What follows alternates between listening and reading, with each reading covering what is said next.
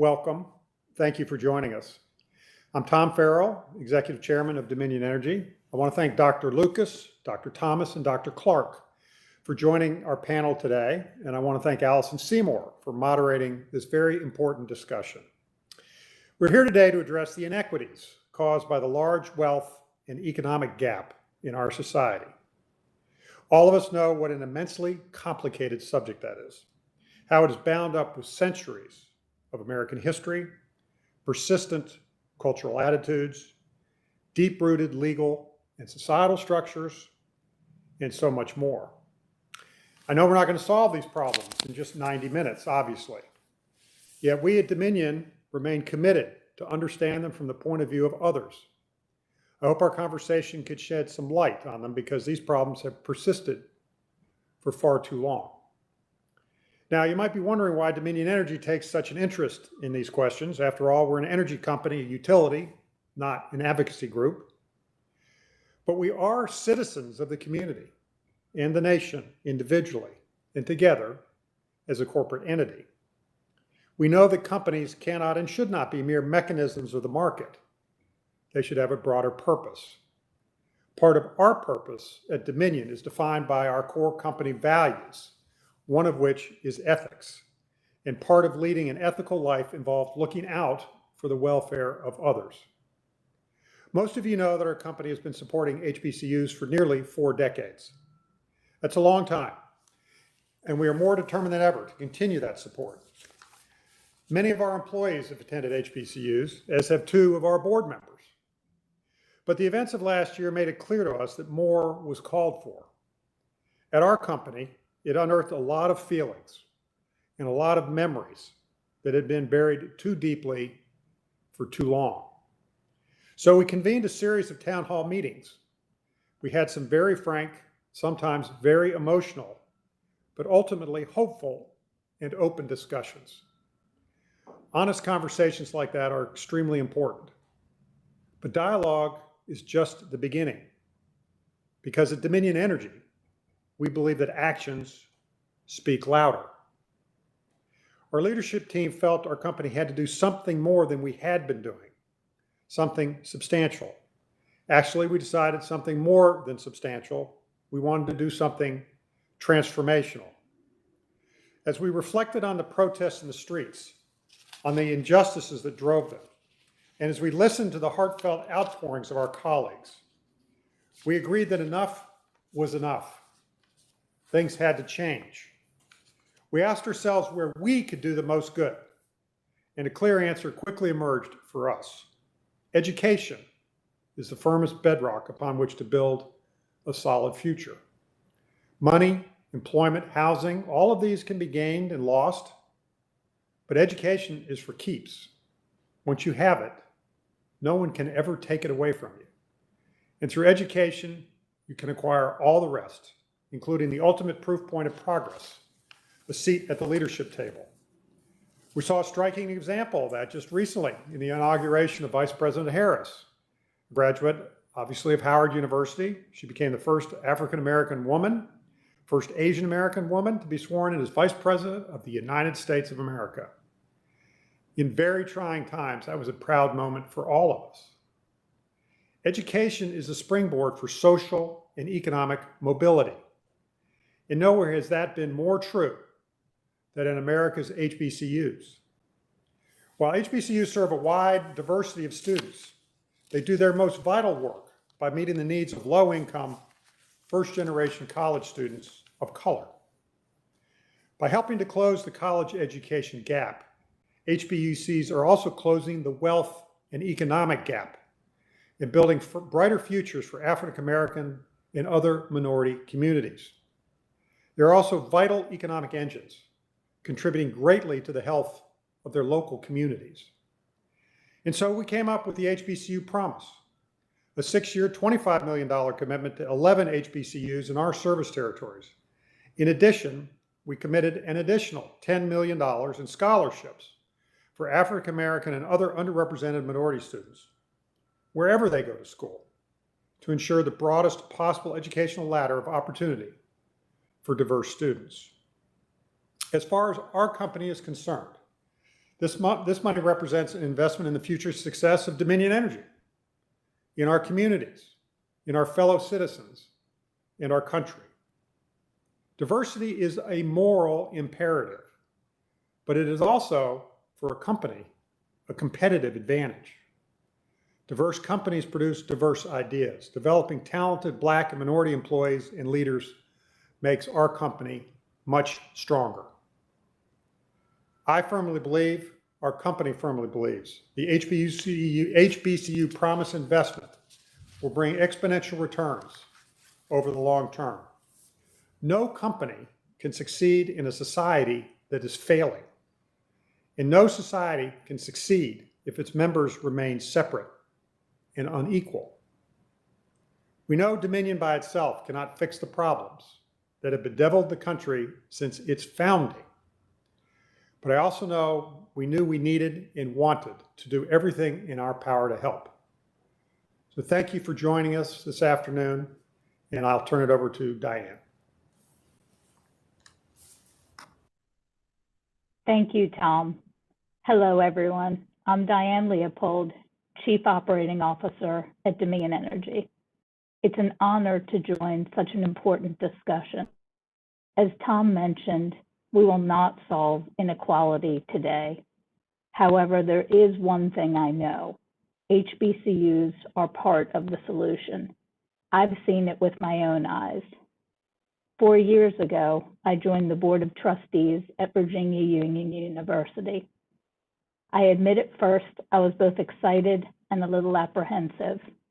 I've always been passionate about both education and equality. Yes was easy, but I was in no way an HBCU expert.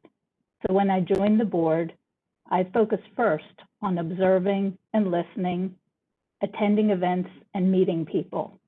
And the more I learned, the more I began to understand the incredible HBCUs play in the lives of so many. The presidents who you will meet today represent institutions that excel at delivering a quality education. But they do so much more.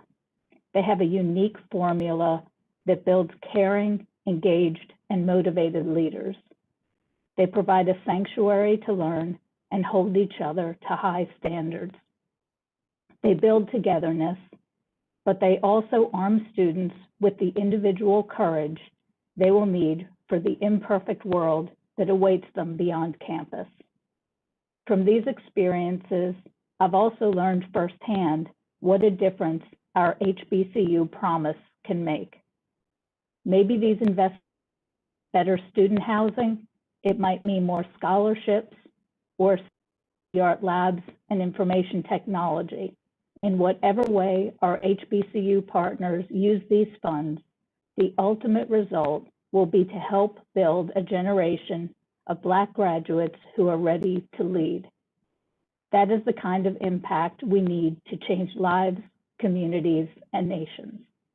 That's the power of HBCUs, and this event is about learning from the educators who are doing this incredible work every day, and I'm honored to introduce our panelists for today's discussion. Dr. Jack Thomas, President of Central State University in Wilberforce, Ohio, Dr. Hakim Lucas, President and CEO of Virginia Union University in Richmond, and Mr. James Clark, President of South Carolina State University in Orangeburg. The conversation will be moderated by Allison Seymour of WUSA. Dr. Thomas is an accomplished higher education administrator with more than 30 years experience. Before taking over Central State, he served as president of Western Illinois University. In his first 6 months at Central State, the school launched the HBCU Center of Excellence for Corporate Engagement, leading to significant growth in corporate funding and partnerships, including more than 100 student jobs and internships across the insurance, banking, and energy sectors. Dr. Thomas earned a BA in English from Alabama A&M University, a master's in education from Virginia State University, and a PhD in English literature and criticism from Indiana University of Pennsylvania. Dr. Lucas is a strong advocate for student-driven policies. He is active with several advisory councils and organizations, including Alpha Phi Alpha Fraternity, Prince Hall Freemasonry, and 100 Black Men. Dr. Lucas is the editor-in-chief of a series of publications on HBCUs for Information Age Publishing. He is also a senior research fellow with the Southern Education Foundation. He earned a bachelor's degree from Morehouse College, a master's degree in teaching at Tufts University, an executive MBA from Stetson University, and a Master of Divinity from Union Theological Seminary at Columbia University. He earned his doctorate in education from Fordham University. Mr. Clark is an accomplished visionary with a stellar career. He brings a data-driven, results-oriented business approach to his presidency. He also has a passion for building and flying aircraft. He's an active member of the Experimental Aircraft Association Board of Directors and has performed at air shows. Mr. Clark holds a Bachelor of Science degree in Electrical Engineering and Computer Science from MIT, a Master of Science degree in Management from MIT's Sloan School of Management, an honorary doctorate in Engineering and Technology from South Carolina State University, Senior Management Development at the University of Michigan and Indiana University. Our moderator, Allison Seymour, is an Emmy Award-winning anchor with WUSA 9 in Washington, D.C. She is a proud graduate of Hampton University in Virginia and has been enshrined in the university's Mass Media Hall of Fame. She has worked in Utica, Binghamton, and Albany, New York, and in St. Louis, Missouri. She is a member of Delta Sigma Theta sorority and Jack and Jill of America. She earned a master's degree in mass communication from the University of South Carolina. And with that, I will turn the show over to Ms. Seymour. Allison?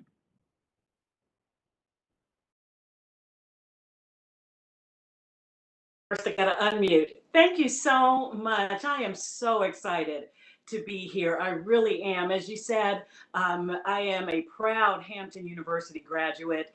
And when Dominion Energy reached out with this panel and would I be interested in being a part of it, I could not wait to say yes and to have the chance to speak with these esteemed presidents of some of our HBCUs. I just cannot say enough. And I will say, Ms. Leopold, to your point, everything that I learned during my 4 years at Hampton prepared me for this career that I am in, coming up on 30 years being in television news. And I am eternally grateful to what I learned within the walls of Hampton, but also the culture and the support and the love that I got. So I can't wait to talk with all of the presidents here today. And with that, I want to get started. First, good afternoon. I'd like to start with just asking each of you your story, just a bit of your journey, how you ended up where you are as the leaders of each of your esteemed institutions of higher learning. Dr. Lucas, let me start with you.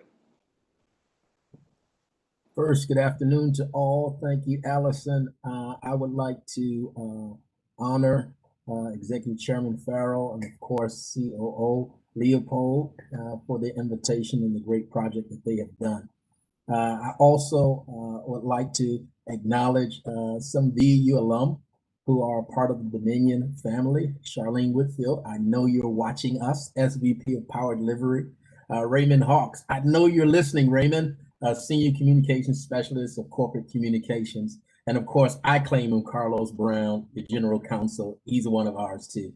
But we're just excited to be here. To all of those who have worked behind the scenes. Yes, they are watching us and helping us deliver this message to you. So from Maria to Christine to Chandra to Paula to Ian and to all of those who have made this possible. I fell in love with HBCUs very, very early. I've been in higher education all my life. and it's my only job. Started at Medgar College, the City University of New York, all the way to Bethune-Cookman prior to coming to Virginia Union. I'm excited about the discussion today and won't belabor that any longer. I know in our rehearsal, we just had a great conversation and very vibrant, and I'm sure all of you who are watching and listening are going to be very excited about what President Thomas and President Clark and I have to share. My last comment about my love for HBCUs is in its history, its founding, its importance.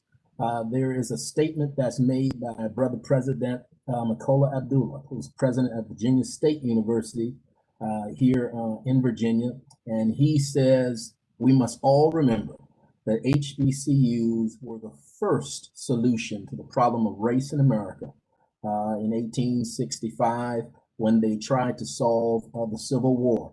The founding of historically Black colleges and universities was America's way to deal with the problem of race. And it continues to be the solution to racial injustice and social justice in America. Thank you for having me, and I am excited to be here and have this discussion. So much, Dr. Lucas.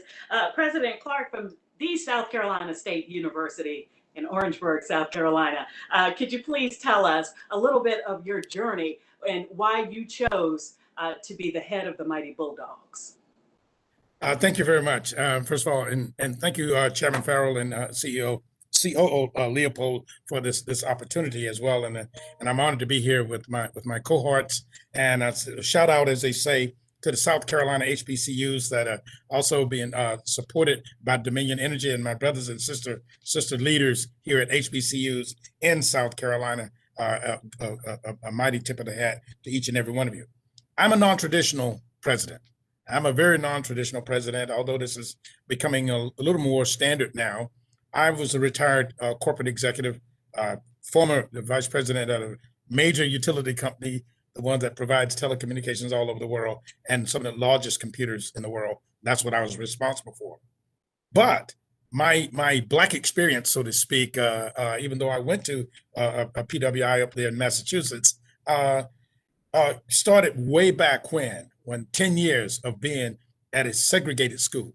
So I had the total Black experience of parents and known by the teachers that know your sister and your mama and your daddy, who taught your brother and your sister, who went to the same church, who cared about you, who loved you, who expected more of you. 10 years of that experience showed me what the difference was when there's family around you. Now, I did spend 2 years as one of 14 people desegregating what was going to be an all-white school in the Deep South. But now the Deep South where I was 20 miles west of Tallahassee, which is the home of another famed HBCU, Florida A&M. And so the high school that I went to, that was a school that it was either Florida A&M or BCC. Now, my brother on here would know what I'm talking about now. It was BCC back in the day, like it's SEC. Now, as time went moved forward, and I was back in South Carolina, there were some changes that were necessary at South Carolina State University. It had had some difficulties, and there were some significant changes. 7 people got appointed for a replacement board. I was one of the 7 people that was asked to come in and do that. And part of that time, but before that time, I'd served 18 years as on the board of trustees of an HBCU, Benedict College, right here in Columbia. And after a year being on the board, the situation that we had was more financial. So the board asked me to come out of retirement and, as they say, stop playing around with airplanes for a while and do this. And to me, it was a calling. And for very personal reasons, I did not have the option to say no. I felt I had been placed here. I had been given a lot of experiences and value that I could bring back to the table and give back for a period of time. And I'm really happy to say that we successfully made that turnaround. We successfully really rocking and rolling in a lot of things, a lot of ways, which I'll say a little bit about later on, but I'll save it. So I'm very happy, very proud to be the leader of Bulldog Nation, and a shout out to those alumni out there. That there's no alumni that's supportive as the Bulldog alumni, as you know, as SC State alumni. A big shout out to them. and all the graduates of NC State. The beautiful part about that is I think every school would say the very same thing, because I have to say that I think Pirate Nation might be the strongest alumni, but we're not going to get into that. This is a discussion. This is a healthy discussion today. We're not going to do that. Last but certainly not least, Dr. Thomas is with us from Central State University. You could have chosen any university to lead. Why choose an HBCU, sir? Thank you so much for having me, and I especially want to thank Dominion Energy, and a special shout out to Lathan McCoy for partnering with Central State and working with us. I have a very unique story. I grew up on a small farm in the state of Alabama, in Lowndes County, in a town called Calhoun, Lowndes County is one of the poorest counties in the United States, and it sits between Selma and Montgomery, Alabama. So the civil rights march came right through our county. My mother said to me at an early age that I want you to finish high school and I want you to go to college. Somebody has to do something a little different from what your father and I have done, because they had to work in the fields and deal with the tumultuous battles of civil rights. And so I had no other choice. I knew I was going to an HBCU. I started at Alabama A&M University, where I did a bachelor's in English. My goal was to be a high school English teacher. But I met an African-American male professor there who said, you need to go on and do a master's degree. So I went to Virginia State. I always wanted to go to the state of Virginia. And so I went to Virginia State, and I did a master's there in English education. And I met another African-American male there who said, you need to do a PhD. So I went on to Indiana University of Pennsylvania, where I did my PhD. My very first position was at Johnson C. Smith University, where I was director of the Writing Center at the age of 23, prior to my PhD. I was just finishing my master's. And then I went on to South Carolina State University. I spent time there and went back and got my doctorate. Yes, Mr. President, I give you that kudos. Then I went on to the University of Maryland Eastern Shore, where I went to start teaching English as an assistant professor of English. And then I had planned to stay 1 year. I spent 14 years there, and my highest position there was interim president. Within 10 years, I was interim president. Then went on to Middle Tennessee State University as senior vice provost, and then I was recruited away to Western Illinois University as the first Black African-American provost and academic vice president. And then I became the first African-American president there. I think it had to do with what my mother and my father instilled in me, telling me to go ahead and finish high school and go on to college. I didn't know exactly what I wanted to do. I knew I wanted to go to an HBCU. But when I left Western Illinois University, I was looking for a place that would fit my background and then my passion for education, particularly at this point in my life. And when I interviewed and found out about Central State University, I knew that that's where I wanted to be. As a first generation college student, I wanted to instill more into the students who fit my background. Many of our students are first generation. Many of them come from lower socioeconomic backgrounds. And I feel that I have what's needed as a leader to help those students achieve their goals and to be successful. And I always say that the most thrilling point for me as a president is that I get to affect change at the highest level in the academy. And the most important point is when I see students walking across the stage, receiving their degrees in hand, because I know that I had something to do with them being successful, because as president, that's what we do. I enjoy Central State University as the only 1890 land grant institution in the state of Ohio. We're the only public HBCU in the state of Ohio. And that's where I am, and that's where I belong. And we are affecting change, and we are helping to change students' lives, to pull them from where they are, to propel them to the upper middle class where they need to be. So I'm delighted to be here, and I look forward to the questions and engaging with my two wonderful colleagues here from South Carolina State, as well as Virginia Union University. President Clark, I see your hand. Yes, Dr. Thomas reminded me of something because I too grew up on a farm, and I was very fortunate and blessed to be able to go on to school. I come from parents, mother who only got to go to 6th grade because she had to go to work, hard times. Father, born in 1901, who only got to go to 2nd grade because he had to go to work in a very poor rural area. But something my mother said when we were thinking about college, there was no question that we were going to go to college. And even though I looked at a variety of schools, she said something that was so deep at the time, I didn't really appreciate it at the time. She said, there's more at A&M than you will ever learn. Okay, now what she was saying is, no, it doesn't matter where you go. But if right there at Florida A&M University, everything that you need is there. Everything that you need at that HBCU, at a place where they're going to care about you, is right there. So you go there and you can go there and excel. And that never, ever left my mind. And that is an important point for all of us to keep in mind, that the power of the HBCU and that motivation from our parents and parents believing in those institutions taking care of their child. You know, I want to we had a very lively discussion. I think either President Clark or Dr. Lucas, you brought it up, and I do want to touch on some of the things that we spoke about.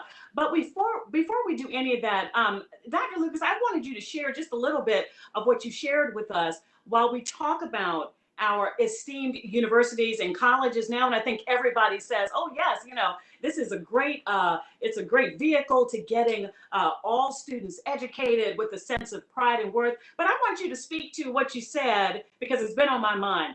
Even the phrasing of how our universities and colleges are named speaks to systemic racism and the uphill battle we face. You spoke of the University of Richmond versus, you know, whatever, all the Delaware State University. Can you speak to that just for a second, and how really deep and how deep these roots go as far as, let's call it unconscious bias or unconscious racism, but still this exists within the names of some of our schools? Well, Allison, let's begin the conversation with first acknowledging the people who are watching. So I think President Clark and President Thomas did a wonderful job in shaping for parents who are out there watching right now. You want to send your child to an HBCU, and why should you do it? The question is the same. Every parent comes to that type of discovery moment as you try to grow a child who won't return to your basement, but will enter into independent living, as we like to call it. And the answer is simple. You want to look in an HBCU because there is no better space to curate the best that's within that child. If you want to grow an individual who's committed to consciousness, to race, to commitment, and ultimately generational wealth, you should look at HBCUs. I think on the other side, there are another segment of people who are listening who probably want to know about the inequities that are surrounding us and HBCUs and why are they important today. And everybody, unfortunately, even you, Allison, will ask that question about significance. And it's rooted in the history of the United States. HBCUs and US history go together. That the long history of the enslavement and the injustice of people of color around this nation, we all know, dates to 1619 when we've come to these shores. And the history of education is all about the states' rights and the states' journeys through how they propel it. Here's what we know for sure. What we know without a question of a doubt, that when it came to the naming of white institutions and land-grant institutions also, that they got the word university to go in front of them, particularly the publics. The private ones got the word university to go after their names, but over time with success, they dropped the university and they became brands. For example, it is called Harvard University, but you know it as Harvard. It's called Yale University, but you know it as Yale. It's Princeton University, but you know it as Princeton. And when you have this 400-year development and this partnership between education, states and their economies, and the corporate environment and the corporate, whether it's from the railroads to utilities to all these other corporate enterprises, they all partnered together to do what? To propel people and community to grow the GDP and grow economic value in the United States. Unfortunately, there were a group of institutions that were made by people, made for people who what? Were not included in economic viability, notably people of color. And we were regulated to what? The basements of churches. We had to steal away into barns. And we had to actually, as Frederick Douglass will say, steal an education, learning how to read. And the history of HBCUs began with the social justice movement of education. We miss that often, that education for people of color began as a social justice movement where we were not going to allow the master, the slave owner, to simply say we could not read and access information. And so our parents didn't pay tuition first. We paid with our lives. We were lynched for reading. We were killed for reading. We were murdered for reading. Our tongues were cut off. Our hands, our fingers were severed. And so when we talk about tuition and the payment and the cost, people of color need to always remember that the cost was always greater for us historically 200 years. And when we come into today and we fast forward, we have these wonderful universities, these wonderful colleges, these wonderful treasures who until the 1960s, 70s, 80s didn't receive equal access and resource and investment. And this is what the excitement about what Dominion is doing, the excitement about what's happening in this 21st century, that these institutions, listen, everybody, mom, dad, these institutions, historically Black colleges and universities, have done more with your children over the decades, approximately 160 years, than any other institution, historically underfunded, but historically producing quality graduates. Historically not receiving the same investment in endowments, but historically producing people who are changing and transforming the world. Imagine what we can do with equal access, equal investment, and I'll leave it there, Allison. But that was a lot. And I know President Clark and President Thomas, they'll pack some of that. I love it. I want to hit on what you said. You talked about, we're all here today at the invitation, of course, of Dominion Energy and what Dominion is doing. We're talking about a multi-year commitment. We're talking about scholarships. So President Clark, let me ask you, we touched on it earlier, but what can other corporations do to also engage in a partnership, and how far does that kind of commitment go? Let me start out by saying here at SC State, we use the tagline, transformation through collaboration. And what it is, that's an acknowledgement that, A, we can't do it all by ourselves and take it to the level that we need to go by ourselves. And I think that fits most HBCUs. And so when we have the opportunity to partner with someone, that enhances the opportunities for transformational leadership and activities. Because when we transform the life of not just that individual, not just that family, but that community as well, oftentimes. And so the wonderful thing about what Dominion is doing is it is making possible for us to reach students that otherwise might not have had the opportunity, because we focus on access and affordability. And so by leveraging funds like the funds that Dominion is making available, we're able to do so much more. Now, as was mentioned by Dr. Lucas, we learned over the years to do so much more with so much less, with so little to do a lot more. But as we talk about this from being a corporate person, I want to remind my corporate brothers and sisters out there, there's more than 10 HBCUs. There's over 100. And each and every one of those HBCUs has something special. So I challenge the corporations to look far and wide and reach out for partnerships where you can engage and find that nugget at some small school, some school that might be a little bit out of your bounds. And again, tip of the hat for Dominion for thinking that way, but a little bit out of your bounds because you will be surprised at the returns that you will get, because you will make a difference. You will make such a big difference. Now, the Harvards of the world, they're near $1 trillion endowments. They can open up their doors to anyone to come for free.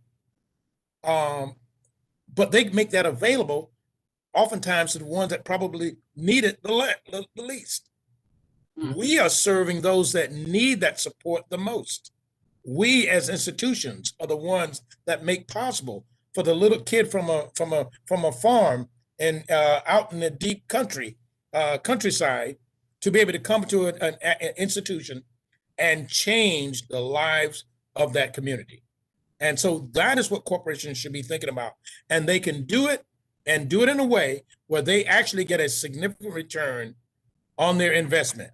And not just and I'll call it the do-good side of return of investment, but actually value to the corporation, because those diverse thoughts, those diverse views, the research and support that you can provide, but when you do the internships, the people that you get access to, the talent that you get access to will transform the corporations as well. And so it's a type of relationship that as corporations explore more, they will tell themselves, why did it take us so long? Wow, we've been missing out on a big thing, for so long, and we can get tenfold return on the dollar that we invest here than when we put it somewhere else.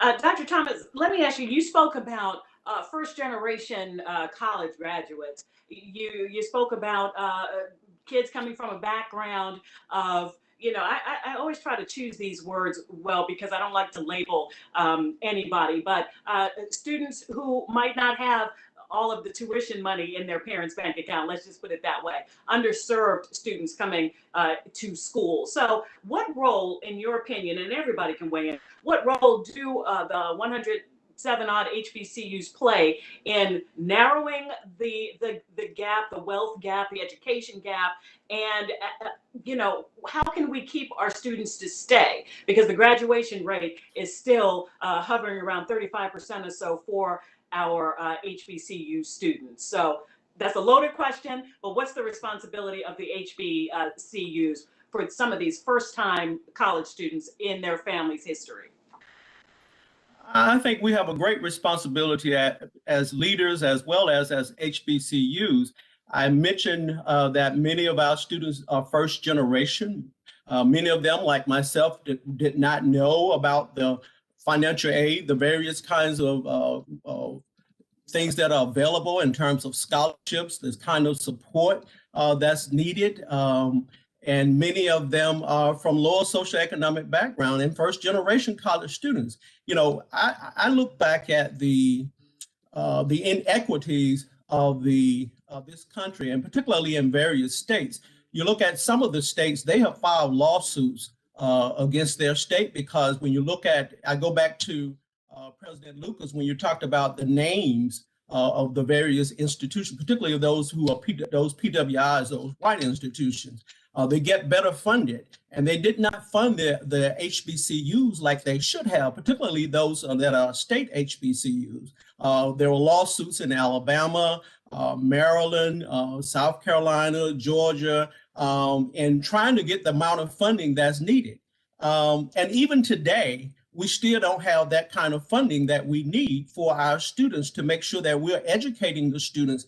Because when you look at many of those students, they drop out and don't complete their education, not because of the lack of the knowledge and the grades, but because they can't meet their financial obligation to the university. So we have to try to find funding, even when we have funding, reallocate funds for scholarships for students. One thing that I did here in coming to Central State University is to put forth 9 goals. And one of those goals had to do with corporate partnerships. We raised $2 million the first 5 months here because I hired a very energetic vice president for advancement. Don't try to steal her, Dr. Zilla Fluker, who's on this line. And I said, I want to get out there because I don't want to be one of those institutions just on the cusp of surviving, but I want to thrive. And we created a theme that says innovation is in our DNA. We are very creative, we're innovative, and we're very flexible during this time with this COVID, this pandemic. And our goal is to make sure that we are, we also created an honors college to bring in the best and brightest students I was about to say South Carolina State, but Central State University. I'll accept that. I worked there at one time, but Central State University. And we're also doing targeted recruitment, looking at those students who are high achievers, who have high ACT, high grade point averages, but also those who are mid-range, and then those who may be borderline but meet our standards, because we don't want to deny them access. We want to provide access for as many students who meet our standards. But we got to do the partnerships like we're doing with Dominion Energy to help with internships, scholarships, jobs for our students during the summer, and even jobs even after they graduate from the institution. And I think it's going to take a lot of that outside funding in order to make sure that we have funding, scholarships, and various kinds of financial awards for our students, so that they don't have to worry about the financial part. Many of our students have full-time jobs and trying to go to school full-time. Many of them send funds back to their parents so that they can, because they're in need. So we have to think about all of those kinds of things as leaders of our HBCUs. But I think it has to do more with partnerships and fundraising. We're about to enter a multi-million-dollar campaign because we want to make sure that we have those funds in place for our students so that they can gear most of their time to their studies rather than working and worrying about finances. With that, and I'll ask anyone to weigh in, gentlemen, on the Zoom here. But you talked about the high achieving student, and at the same time, I know I heard the word endowment.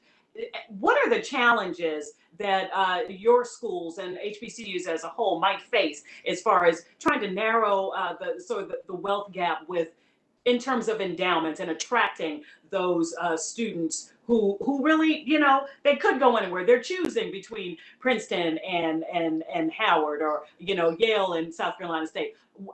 How big is that challenge, and what's being done to meet it? I'll start with that.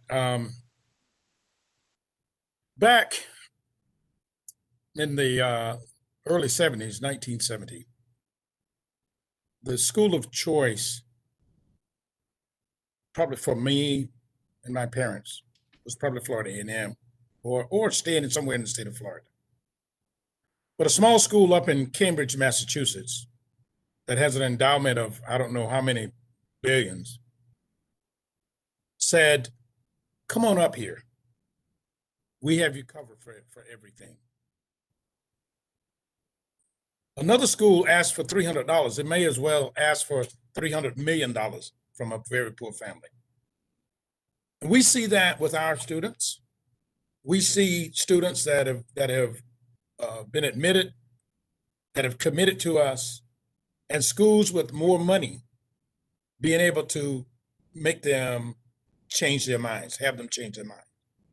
Finances are critical, and especially in these times. And I like to tie two things together here. One of the things that you will hear is that during these times of COVID, the most accommodating institutions have been HBCUs with a lot less, more financially strapped, doing more. At the same time, these are the institutions, because of finances, as was mentioned earlier by Dr. Thomas, are impacted by retention. So we can bring in the best and the brightest, but if the funds are not there, then they have to stop out. Or if someone else has more funds than we do, they will transfer to those institutions. And so that is a critical thing for us as institutions to be able to not survive, but thrive in the future. Investments that allow us to leverage all the wonderful things that we bring to help the constituencies that we serve, because fundamentally the money to go to school is not there for most of our students. I want to add on to what he's saying also. I think also, even when it's funding and those other institutions may have the better funding, I think it also has to do with your niche programs, your academic programs, your niche academic programs.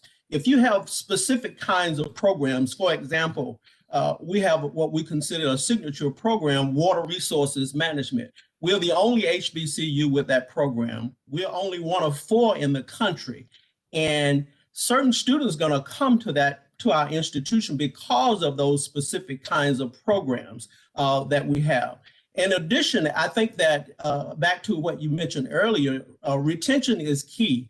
That's a part of one of our strategic priorities, making sure that when you do recruit those students, that they're going to stay those 4 or 5 years, or however long it takes to get them out of there. We want them to get out in 4 years, but that doesn't always happen. We created a mentoring program where every first-time freshman is mentored at our institution by a faculty or staff or an administrator. I have 5 mentees myself. I'm making sure that those students get acclimated to the university and that they get what they need to be successful, because I want to see them graduate, and I want to see them graduate on time. And this will help our retention and graduation rate as well, in addition to the Honors College bringing in those high achieving students, which will also help with our overall academic profile. So when you're looking at retention, when you're looking at U.S. News and World Report, as well as the Princeton Review, we want to look at our rankings being a little higher than where they are right now. But at the same time, we're also positioning ourselves as a university so that these business and industry corporations will look at us. And I go back to what President Clark mentioned.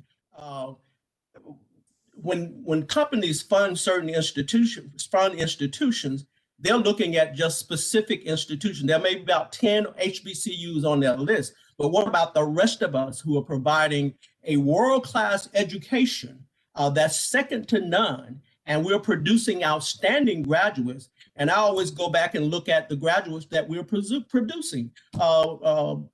Congress chair of the Congressional Black Caucus, Joyce Beatty, is a graduate of Central State University. When we look at, and everybody got their people that they champion from their institution. But I just wanted to mention that we're one of those institutions, but we don't want to continue to be overlooked by those who are funding our higher education, and particularly when you're looking at HBCUs. So much on point there, Dr. Thomas. We as HBCUs, if you look at us, you can see that we're doing a lot of very similar things because it works. A very focused honors college, for example, like at SC State, the Dr. Emily Clyburn Honors College, the deceased wife of our esteemed brother, and Bulldog, Congressman Jim Clyburn.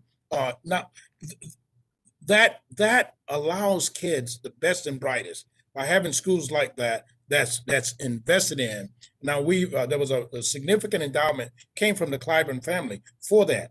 That allows us to focus on getting a few of the best and brightest students in.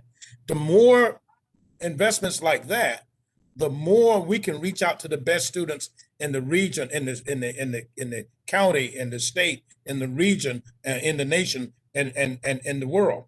The other thing that we as institutions do, we cover a wide breadth of education for the community. South Carolina State, for example, is one of the leading suppliers of educators in this state. One of the leading suppliers of educators in this state. On this campus, you can go from 3 to PhD and stay on this campus from a childhood development center all the way up. Now, we're an HBCU, but many of the EDDs out there or that from SC State are actually white because of the programs that are here. But people look at that and they say, oh yeah, they produce educators. That's what I would normally think. But what people need to also think from a corporate standpoint is they also have engineering, electrical, mechanical, civil, industrial. And in our case, the only undergraduate nuclear engineering program in the state of South Carolina, and the only HBCU with a 4-year nuclear engineering degree. So if we as an institution are able to have a nuclear engineering degree, and be anointed as a academic center of excellence for cyber defense education, and do all those kinds of things with so little, think of how much more could be done. Just pick a program, pick any university, and you'll be able to find those types of programs. Another thing that was mentioned by brother Thomas here is on the 1890 side. I believe, Brother Thomas, you mentioned about land grant institution, land grant. Okay. There are 19 land grant institutions and research and extension, and we reach out into the community in a very special way. We have our fingers out there on the pulse of the community. We have the ability to not only provide an education here on the campus, but to educate afar, to service and to support those individuals. Typically, in our case, small minority farmers, but people of the community. It might be about nutritional needs, but that's part of what we are about as institutions. We go above and beyond just someone coming in, spending there 4, 5, 6 years or whatever, and getting a degree. We are about uplifting the communities of which we are part. And in the process of doing that, we produce leaders. We produce leaders that you all have heard about, but we also a little surprise thing to someone. We had a student, young lady. She was in our renowned biology and chemistry program, the one where we're doing cancer research with the medical university. Okay, and she decided to take some nuclear engineering classes. So she ended up going and becoming a chemical radiologist with the Nuclear Regulatory Commission. Okay, fantastic. She was up in DC. Then she ended up picking up a side gig back in 2017 and became Miss USA, Kara McCullough. Those are the kind of people that are coming to these institutions, leaders on all kinds of levels, and making a difference out there in so many ways, each and every day. Thank you, President Clark. And we have some questions coming in. Before we get to it, Dr. Lucas, unmute just for a second, because I just want to briefly ask you to speak to what is that thing that makes an HBCU education above and beyond just what you learn in classrooms? I know for me, going to an HBCU meant there were buildings named after people like Sojourner Truth, Douglas Wilder. It meant that I had more than 2 Black teachers. It meant that I didn't have to explain myself to other people who, didn't understand my culture. It means so much more than just the grades that you get. Briefly, can you speak to that before we get to our questions? Ooh. Well, I think that what I will try to do then is to cause a conversation that pivots to the conversation you want to have with the questions. I think the President Clark and President Thomas have done a great job in doing what the current social justice movement called Black Lives Matter has done, say their names. Quite often we want to talk about the names of those who have died for a cause, but we need to also call the names of those who live for a cause. And so there are some living giants who have come from HBCUs, and Kamala Harris is one of them now, Vice President. But let's return to this conversation of impact. As my brother presidents have laid out, there's this notion of the first gen student, right? And the first gen student, because of the success of HBCUs, is also declining, right? But the first gen student, why do you want a first gen student? Because they are social entrepreneurs. Businesses need people who want to leave home, leave the farms, as we heard, and want to go start a life for themselves. They're mavericks. That's the American spirit. That's the ideal in pursuit of life, liberty, and happiness. And so these first geners are no different from any other population, any other culture that will cross the border of America to find a better life for themselves. Well, if they do that for themselves as social entrepreneurs, first gen students, guess what they're going to do to your business? They're going to find creative ways to save money. They're going to innovate and find ways to build wealth and build capital. They're going to help you return what? Dividends to your shareholders, because they've increased their own value of themselves. There's no better social entrepreneur than a first gen student. But what we do see increasing is the second gen student, the third gen, and the fourth gen. I am a third gen college graduate in my family. Second generation students are coming out as social influencers, people who know how to create value in networks, social equity. You want to hire them, particularly from HBCUs, because they know how to come into your company, rally people around a cause or a mission, and get people to do things that they haven't done before. That's an important quality of going to a HBCU, that we teach our students how to create social value. And to use their knowledge, use their values, use their arts and their sciences, use the golf and the sports to take all that they have learned and to create, if you will, skills and competencies for the job place.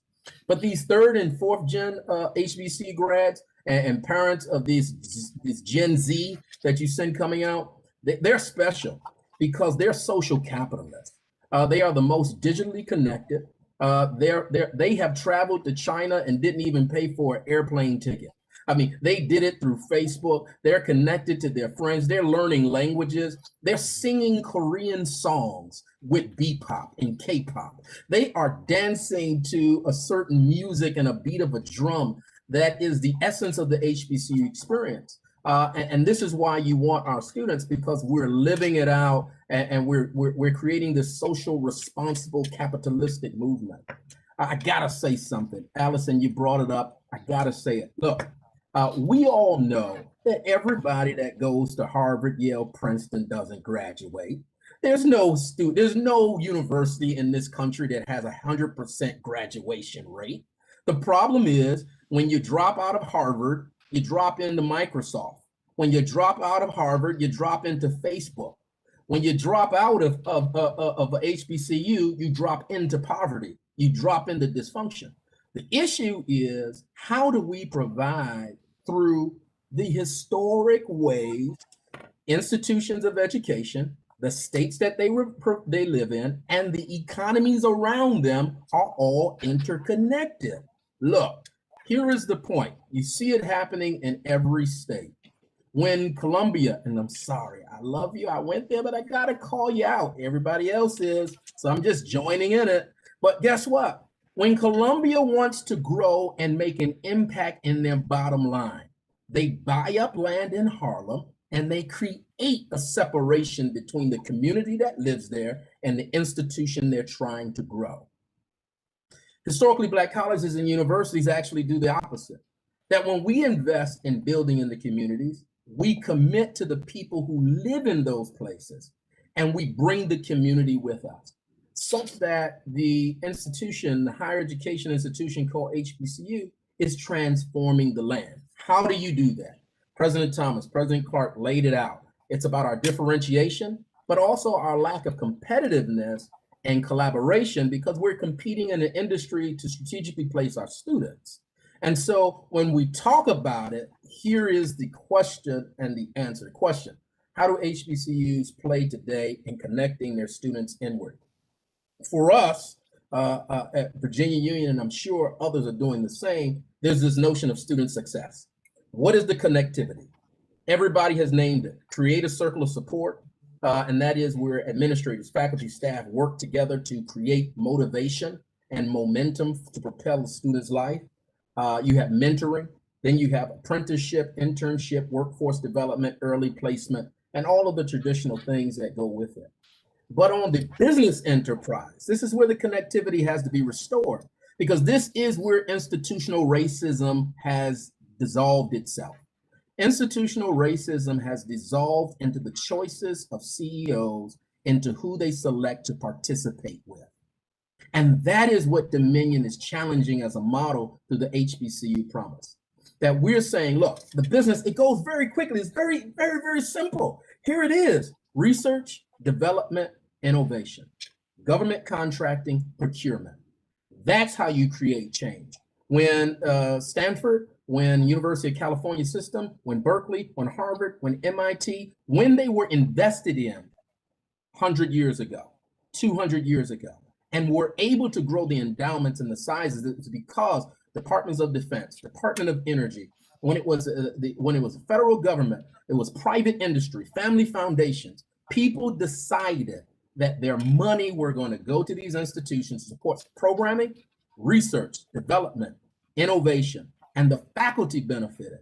And because the faculty had it, they were able to do one thing that we still do today, that we will continue to do better with this partnership: take intellectual capital and create intellectual property. University of Florida found Gatorade, transformed their institution.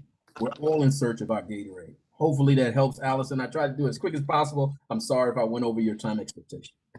Please, I have no time expectation. I'm loving every word from all three of you. I'm really serious. Let's get into the questions right now. The first one reminds me of a lot of the origins of our schools, Hampton included here. This is the question. When you talk about, I'm thinking of Booker T. Washington, when you talk about working with your hands and being a skilled labor force with a business background, this person asks, is there a push to get more students into crafts and trade through these endowments? There's a huge shortage of qualified pipelines as these roles are facing a retiring workforce. Anybody can take it. I'll start with that one. In the state of South Carolina, we have what's called a technical school system, or technical colleges, or some places maybe referred to as community colleges. And it's touted as one of the skills in various trades. And for some individuals, that is right in their wheelhouse. That is what they want to do. That's what they would be great at doing, and they would significantly change their lives doing. But I like to look at it as a pyramid of requirements that a corporation may have. You may have the one person from an MIT or whatever that's thinking about some new thought. But you may have 10 people that are working the factory floor. 100 people working the factory floor. But you also need those 10 people in the middle there that both understand the engineering, but look like the people on the factory floor, that know how to do the translation of the engineering, who are part of the innovation of the engineering. They may hold some of the patents on the engineering, but they also know how to use their hands because they've had applied engineering studies, and they can work with and communicate with and do the project management of running this enterprise, no matter what it might be. And so, yes, there's a need for all different levels and gradations of education, because, and no matter what corporation you go to, if you look closely, you will find those different layers and the different strata. And the ones that are most successful are the ones that integrate that the best and realize the value of each of those stages in engineering. In the skill set that people may bring, because it could be any field at all. I hate to jump in on this one. Go ahead, President Thomas. No, go ahead. Oh, I'm sorry, man. I guess the spirit just moved me on this one. I gotta tell you, Allison, look, if HBCUs were appropriately funded for the value they create in America, there would be no more funding for any other educational institution. I'll tell you why. Because we are responsible for taking a group of people, a segment of a population that is systematically excluded and oppressed, keeping them from getting mad and burning down your inner cities, and taking that anger, forcing them to open their mind to the possibility of a higher power, to the possibilities of love, of family, to repair them and help them fall in love with the academic discipline so they can go back into an institution and help grow an institution that in America is oftentimes a part of the institutional racism that suppresses the communities in which they come from. Then we are separating them from their friends and the families that they've left in the so-called hood, hoping that they buy a house up in the suburbs and inspire the hood to follow them. What other institution is burdened with that? That HBCUs, as a great guy, Ken Johnson from JMI here in Richmond, always reminds us that HBCUs prepare students for life. while PWIs just get to prepare you for your career. Look, here is a fact. Your PhD that you earned from Virginia Union is not going to stop you from being racially profiled and pulled over at night. So you better turn on the lights, put both hands on the wheel, roll down the windows, because he may not, she may not see your degree. And so the question becomes for us at HBCUs, how do we take your children and return them to you, not just as a graduate in 4 years, but alive, to help them appreciate their value? I have to make them smarter. I have to help them respect you and to remove the fear that is currently in parenting. And then present them to these institutions called corporations, foundations, to be employed and to make their own effort to build upon generational wealth. This is something that takes not only the investment of Dominion-like missions, but also the investments of people in our communities. Look, we need the dollars as much as we need the millions of dollars. We need the alum. Hey, Central State, come on, give right now. South Carolina State, go online and give right now. Virginia Union, give right now. We need everybody, but don't just give your time and your talent and your treasure, but give positivity, right? It's this whole notion of liking and spreading the good news about the work we're doing. HBCUs are preparing their graduates for life. And to stay alive is the #1 essence of the Black Lives Matter movement. That they're saying they want life, liberty, the pursuit of happiness, and they don't want to be chokehold out of their promise. I want to go back to your original question, where you and which focuses similar to what we're doing here. As an 1890 land grant institution, farming is a retiring workforce, and as an 1890 land grant institution, we have been partnering with USDA to develop a talent pipeline. And I recently spoke at a conference here in Ohio, the Farmers Association conference.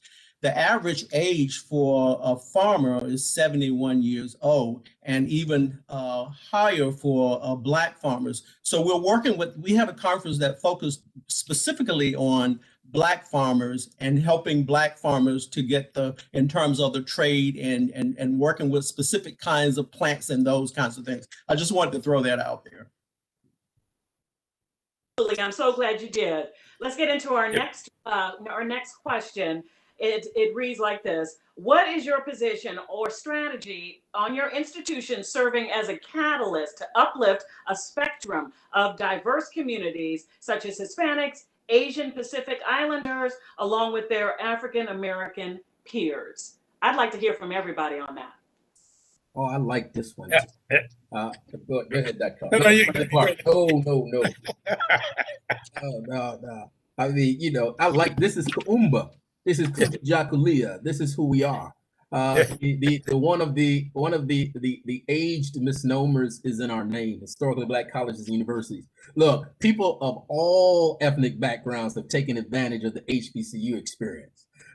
We've had European, Asian, Native American, and Hispanics. I think at Virginia Union, I was happy to partner with a gentleman by the name of Michelle Sazier. He's the president of the Hispanic Chamber of Commerce and creating what we call University Dad Day Union. For years, HBCUs have been in Africa and have set up global campuses as we began to recruit. And so I'm excited about the work that is there. Look, I'm focused on STEM and STEAM as it begins to emerge, right? And how do we connect research, development, innovation to empower a generation of students to be inspired to use their talents very differently. But guess what? We also are models for what Hispanic serving institutions need to do, Native American institutions need to do. If you want to learn how to survive as a minority group that's now majority in America, you better look at HBCUs, because we've given you the paradigm of how to do it. UNCF, I think 1890 schools, the Hispanic group, they're all lobbying together now to create this change, and it's exciting to me. Thurgood Marshall, I need to mention them as a part of this, and so I give it to you, President Clark. Well, you're so spot on, and sometimes I think people lose sight of the word is historically it was all Black, but that's historically. But being so inclusive and embracing allowed us to become more than just exclusively Black. We didn't lose the Black culture. We didn't lose that our sense of Blackness and caring and what made us who we are. But we also became something that others could partake of, and that we openly give and share, and the making of a better environment. And it's in that spirit. Okay, I must say here, we just recently announced that we announced a center that we call E-Race, Eradicating Racism and Cultivating Equity. And it's a place where we both have an education happening here at this institution, but we are educating others because we feel that we have to reach out to the total community, because we are a part of a community, and we are part of uplifting the communities of which we are, where we exist. If we must be doing the things that help Orangeburg, South Carolina, because that's where we are. We must be doing everything that we possibly can to reach out to any and everyone. And I was talking about how the HBCUs have been noted as being more accommodating in communities when it comes to COVID, for example. And I'll give two examples that I happen to know about. Right here in Orangeburg, we arrange for free testing every day for anybody in the area. Just come in, fill out the form, drive through, and get it checked. I know that is happening down at Florida A&M University in Tallahassee, and instead of doing a few thousand, maybe like Florida State, they are up to 250,000 people. My brother, Dr. Robinson, just told me the other day that they've done down there. Now they have a school of pharmacy and some of our other schools have schools of medicine. But the point is, we don't, when we do things, we do it because we know that our people need it, but we don't exclusively keep it to ourselves. We openly share and make it available to everyone. So and part of all of our strategic plans, I'd be willing to bet you, is about diversification of our population, of our campuses, and you'll find that there. And that's not just a race, ethnicity, or gender, but it's about geography. It's about approaches to things. It's all kinds of time and age and so forth. That is who we are. That is what we are about. I concur with my colleagues, President Lucas and President Clark, and what they have already stated. But I would just say that diversity is critical to our growth. And when I came to Central State University and started July 1, I talked about the enrollment and making sure and saying that we want to diversify. And of course, people began to question me and say, well, what do you mean? What do you mean by diversity? I'm like, and then I tried to explain to them, hey, we're not getting away. I guess the main part or concern had to do with you're a new president coming in from a PWI, and you're trying to get rid of our mission. And I said, absolutely not. I'm a product of 2 HBCUs and have held positions at 3 HBCUs. But we do have to look at that when we start recruiting. We have a large population from the Bahamas.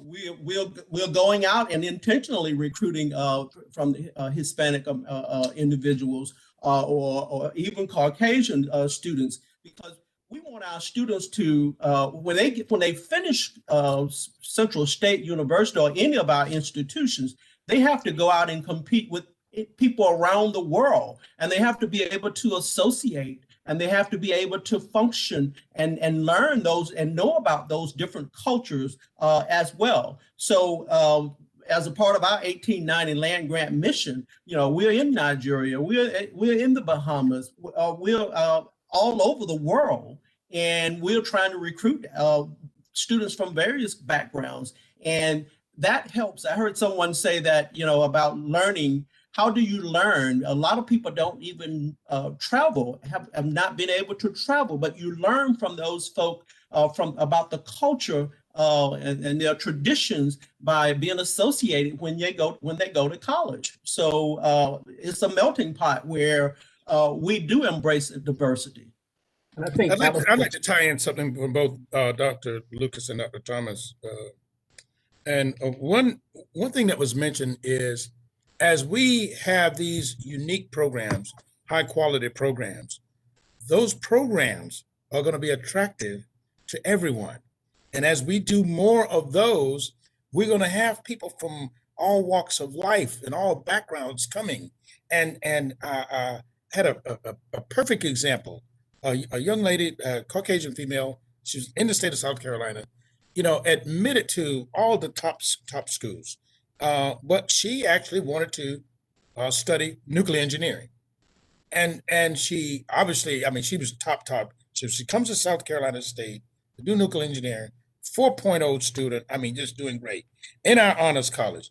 And she spoke one night at our honors college, and the thing that she spoke about was family. Was family. This is home. She was from a small town, and when her dad came to the university, he was so proud that at this university, his daughter knew the president, and the president knew his daughter, and that she was being embraced by the other members, and she hung out with the honor society, the honors college students. But that's who we are. That's what we do on a day-to-day basis, without fanfare, without any special effort, because it's in our DNA. I mean, I got it. I hope you don't mind, Allison, to jump on that. That's an exciting thought, right? Because oftentimes, as we have to translate in corporate ease to the social environment of what's happening to the people, and I hope everyone at Dominion hears that, right? Trying to connect what's happening in your corporate environment to what the people are seeing in the community. It's this notion of diversity, equity, and inclusion that's being overturned by this new generation. That they just love each other in a way that you only get to see when you're following them on their Instagrams, or you're with them on their TikToks, or you're following on their Twitter. Their followings are so diverse. Gen Z is probably one of the most interconnected, most diverse generations that we have. So our notions of color and their distinctions and ethnicity and the distinctions. I mean, you probably could thank Ancestry.com or 23andMe too, because everybody's rediscovering how we're all interconnected. And I think the Historically Black College will benefit from this. There's another comment that needs to be made. I mean, think about this. Virginia Union, and I'm sure it's the same. I know it's the same for the other institutions. We're 156 years, 1865 is our founding date. And our brother presidents represent institutions that are about 20, 30 years, maybe even less, right behind. And then you figure this out. Harvard, for example, and we reference them, if they're going to be number one, let's target them. They're 384 years old. That's 228 years difference. So when you put it in historical context, HBCUs are really at their midpoint in organizational life. We're adolescents in compared to the history of those that we are compared to and that get the resources. And with this turn in time in the 21st century, the investment of us, here's the word that comes out post-COVID and post-Black Lives Matter: acceleration. That HBCUs get to be accelerated in how our missions are what is being called for America today. President Clark said it very clearly, the notion of family, circles of support, that we see you, you're not just a number, you are an individual. Everybody wants to know, what's the value proposition of the HBCU? We prepare people for life and career and family and to live as citizens. And we do this holistic training. Look, before the universities that had that as their first name wrote those first year, second year programs and those retention programs, guess who was doing it? Before those places that had university in their first name started writing these male development programs, who was doing it? HBCUs, right? Before they had these diversity centers, who was doing it? HBCUs. So this return to come back to the founders of quality and value movements, of empowering people, and I mean, it is just an important experience. I think the last point that I'll make, and I'll fall back into silence again, is back to this notion of differentiation. That HBCUs are a specific market segment. in higher education. And there are approximately 103 of them, and each one has their own differentiation. But we have a unifying goal, right? At Virginia Union, my focus is on finding students between 2.5 and 3.0 in high school. And statistically, I prove that I make you better. We call our transformation process the Great Awakening. And what I'm trying to do is preserve the wealth, the generational wealth of the Black middle class and bourgeoisie, while at the same time historically saying there's a historic niche by how we take people who are first gens and who come in with nothing and help them get something, but also trying to help protect Black wealth and say, hey, if you send your student to Virginia Union, we call them underperformers, and we know who did it. You spoiled them. You became a doctor, a lawyer, a dentist, and you spoiled your child to where they don't listen to you. They put those I call them year-round earmuffs on. They call beats. They ignore you. They don't have low self-esteem. Their head is down because they're watching these iPhones and iPads that you bought them because you wanted them to be quiet in the restaurant while you were having the business meeting. So you pulled them down, and now you're paying me $24,000 a year to give a solution to the problem that was created by the Black middle class. That's neither here nor there. But the point is that the diversity of preparing students for this world is they have to follow their passions again. And this is where, being a premier liberal arts institution is important, because we have the STEM sciences, but we also have the arts and the dance, and showing students how to follow their dreams and discover who they are, and then discover the profession that aligns with those dreams. One of the things that's really important, a word that's used to be used a lot in the corporate world that I think applies to HBCUs is co-opetition. Now, we compete, we cooperate. I mean, we compete fiercely, okay? But that competition is good for the corporation, because you've got someone that's coming there that's competitive, whether it was on the football court or the basketball court, the tennis court, the soccer court, or marching, stepping high with 101 steps at 100 steps a minute or 300 steps a minute, playing Pass the Peas or whatever by James Brown, okay? Now, we do that. I mean, it's fierce. There's nothing as fierce. There's no kind of homecoming like an HBCU homecoming. And of the HBCU homecomings, of course, there's nothing like a Bulldog homecoming. But anyway, we then turn right around and cooperate with each other. We partner with each other. We work with each other. After we get off the phone here, Dr. Lucas here and Dr. Thomas, we're going to be talking about how we can hook up and do all kinds of things together. I mentioned to someone the other day, there's an announcement that's about to be made about, the announcement was made in December about something really big at the National Laboratory. First time an HBCU will be part of the management team of a national laboratory, the Savannah River National Lab. And it turns out I'll be serving on that board. First time ever in the nation, okay? Well, guess who I'm going to be calling? I'm going to be looking around at my HBCU brethren and making sure that if there's an opportunity for them to be plugged in, that is there. Now, I might call the president of MIT, but the rest of the calls that I'm going to be making are going to be to my HBCU brothers and sisters on there to make sure that we are doing that, because I know that we will plug in together, that we will cooperate with each other, we will help each other, we will have each other's back. And so that's another thing that corporations need to realize, that when you plug into an HBCU, you get that spirit, that co-opetition type of spirit that reaches far and wide, carries long and carries deep within your organization.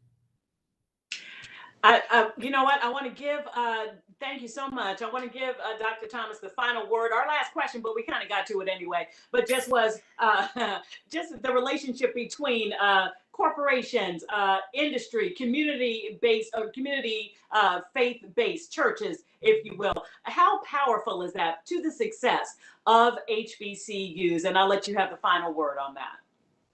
I think they're very powerful, and I think it's very much needed, that kind of relationship between business and industry, the community, the church, because they play a major part. And as a Baptist preacher, I'm always involved in the churches, and always we're looking to churches to support us and to send their students to us. And then the corporation that they are providing those funding scholarships for our students, as well as internships and jobs, and in investing in the local the universities and the HBCUs.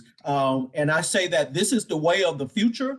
So we won't just be on the cusp. As I said earlier, we want to not just survive, but we want to thrive. And therefore, innovation must be in our DNA. Thank you so much. And if you all take this this on the road when we're talking about HBCUs, please don't forget your moderator. And Dominion Energy, please don't forget your moderator today. Thank you so much for everything. I want to turn it over for the closing remarks now to Ed Bain. Thanks, Allison. We really could just drop the mic right now. I just want to thank you for being the moderator, and also Dr. Lucas, Dr. Thomas, Dr. Clark. This was a very thoughtful and inspiring conversation. I also just want to thank you for what you do each and every day to educate our youth, to prepare the next generation, what you do in our communities, leading along the way. So I just thank you for your leadership in so many different ways. We all know these issues that were discussed today are very complex. And, as Tom mentioned in his opening remarks, they've been happening over centuries. And so we won't fix them overnight. But after today's discussion, I am encouraged with our president's leading and with collaboration with corporations and others in the community, that we can make real progress, and progress in correcting some of the historical injustices, and progress in a brighter future, just not for some people, but for all people. And our company is building a workforce of the future and investing to make sure that we have success. And I'll tell you, today's conversation touched on some important subjects. I look forward to future sessions like this, and I'm with you, Allison. If they take it on the road, I want to at least make sure I know when they do it so I can listen in. And we definitely need to focus on the questions, not only of equity in education, but equity in all areas. My personal belief is when you think about economic inclusion and some of the issues that we have across our nation, if we can educate and provide jobs, then you can fix a lot of things like poverty and housing and transportation and build that platform for the next generation. So again, it's why it's so important for the work that you do each and every day. Most of all, I'm excited about the cooperation between Dominion Energy and the institutions that these presidents lead and represent. Teamwork is a core value of our company. We call it One Dominion Energy, and it simply means that we won't let institutional boundaries get in the way of our shared mission. We work together for the common good. Coming together to work, for the common good, the hopes and aspirations that all of us share is what Dominion Energy's nearly 4 decades of support for HBCUs is all about. It is also what the HBCU Promise is about as well. And I'm proud and grateful to be a part of it. And at the end of the day, all of us want to attend schools, work at companies, and live in a community and a nation where all are respected, valued, and appreciated, where all are truly equal. So thanks again for your time today, and enjoy the rest of your day.